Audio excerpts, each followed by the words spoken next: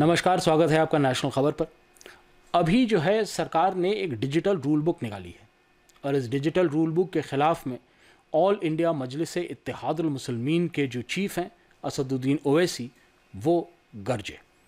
उन्होंने अभी जुम्मे के रोज़, फ्राइडे के दिन, ये जो ड्राफ्ट आया है उसका पुरज़ोर विरोध किया और उन्होंने कहा कि ये रूल जो है कंटेंट को रेगुलेट करने की जगह पर जो है कहीं ना कहीं आवाज़ों को रेगुलेट करेगा और इंटरनेट के जो इंटरमीडियरीज होते हैं, स्ट्रीमिंग प्लेटफॉर्म्स जो होते हैं, उनकी बिज़नेस पर भी फ़र्क डालेगा।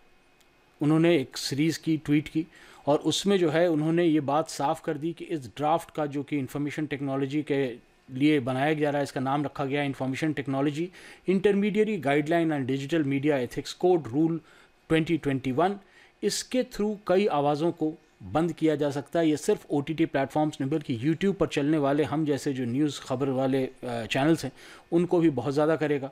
और उन्होंने कहा कि अभी तक एंड टू एंड इंक्रिप्शन के साथ खबर जाती थी, सेंडर और रिसीवर के अलावा किसी को पता नहीं होता था कि मैसेज क्या है। मैसेज जो है वो दो लोगों के बीच की जो है पर्सनल चीज़ होती थी, लेकिन अब सरकार जो है इस पर्सनल चीज़ को भी खोल करके पढ़ सकती है सिर्फ एक ईमेल भेज करके इन प्लेटफॉर्म्स को। और ये जो है ओरिजिनेटर्स के ख़िलाफ़ बहुत ज़्यादा इसमें ख़तरा हो जाएगा। उन्होंने ये भी कहा कि ये बात भी साफ़ है कि लोग जो है एक दूसरे के नाम से ट्वीट कर सकते हैं, स्पूफिंग कहा जाता है इसको। और वो बोले कि अगर ऐसा होता है तो वैसी हालत में सही जो गुनहगार है उसकी जगह पर गलत गुनहगार जो हैं वो भी पकड़े जा सकते हैं। इनफैक्ट किसी को इसमें फंसाया भी जा सकता है, इनोसेंट आदमी को। और जो ओरिजिनेटर हैं उनके ऊपर कोई कंट्रोल नहीं होता है कि वो जिससे बात कर रहे हैं वो क्या बोलता है या क्या उसको किस संदर्भ में फॉरवर्ड कर देता है, कितनी बार फॉरवर्ड करता है। मान लीजिए कि मैं आपको एक व्हाट्सएप करता हूं और उस व्हाट्सएप को आप 1000 आदमी को भेज देते हैं, तो मेरी तो जो नीयत थी वो थी आपके साथ गुफ्तगू करने की, लेकिन अगर आप उसे 1000 जगह भेज देते हैं तो इसमें मेरी ख़ता नहीं होनी चाहिए, मैं उसके लिए लीगली लायबल नहीं होना चाहिए।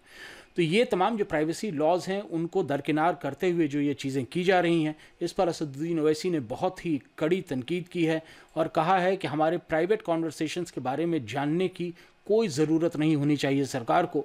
कोई पार्लियामेंट्री ओवरसाइट नहीं है इस लॉ के ऊपर, कोई जुडिशल रिड्रेसल नहीं है इस पर्टिकुलर अब्यूज़ ऑफ पावर के ऊपर। और ये तमाम रूल्स जो बनाए जा रहे हैं इनको ख़त्म करना ज़रूरी है। अब ये एक बड़ी बात कह दी ओवैसी साहब ने कि इस पर जो है ओवरसाइट की कमी है। आम तौर पे जब बिग ब्रदर जैसा कोई लॉ बनाया जाता है जिसमें कि एक सरकार सब चीज़ जानती हो और सब चीज़ जानने की स्थिति में हो, तो कौन किस इन्फॉर्मेशन को निकलवा सकता है, उस पर चेक कौन रखेगा, कितनी देर के बाद इस पर रिपोर्ट साझा की जाएगी कि कितनी लोगों की जो है प्राइवेसी यहाँ पर भंग की गई है, इन तमाम चीज़ों का कोई भी इसमें ज़िक्र नहीं है इस जो ड्राफ्ट लॉ है। और ये मेरे ख्याल से पब्लिक के लिए और स्टेक होल्डर्स जो इन्फॉर्मेशन टेक्नोलॉजी के डिजिटल राइट्स वाले लोग में आएंगे, चाहे व्हाट्सएप हो, चाहे अमेज़ॉन हो, चाहे हम जैसे लोग हों, ये तमाम लोग जो हैं इन लोगों के ऊपर एक तरह से एक अंधा कानून जैसा रहेगा। हमें खुद नहीं पता रहेगा कि हम क्या कर रहे हैं, क्योंकि हम जो कर रहे हैं वो एक तरह से सोच के कर रहे हैं। अगर उसी को तोड़ मड़ोड़ के और दूसरी तरीके से जो है कोई आदमी प्रेजेंट कर दे तो उसकी भी लाइबिलिटी हमारी है, बिकॉज ओरिजिनेटर ऑफ कंटेंट जो है उस पर अब सबसे ज़्यादा तवज्जो रहेगी। इस बारे में और भी जो जानकारियाँ मिलेंगी हमें, हम आप तक ज़रूर लेकर के आएंगे। अभी तक तो सिर्फ ये ड्राफ्ट प्रपोजल है, हो सकता है आखिर आते आते तक इन तमाम चीज़ों पर कोई ना कोई तवज्जो दे सरकार। जब भी ऐसा होता है या नहीं होता है तो हम आपको आकर के बताएंगे, और इसके लिए हम चाहेंगे कि आप हमारे चैनल के साथ जुड़ जाएं, सब्सक्राइब कर लें चैनल को, और अगर हो सके तो आप इस वीडियो को शेयर भी करें तमाम लोगों के साथ। धन्यवाद।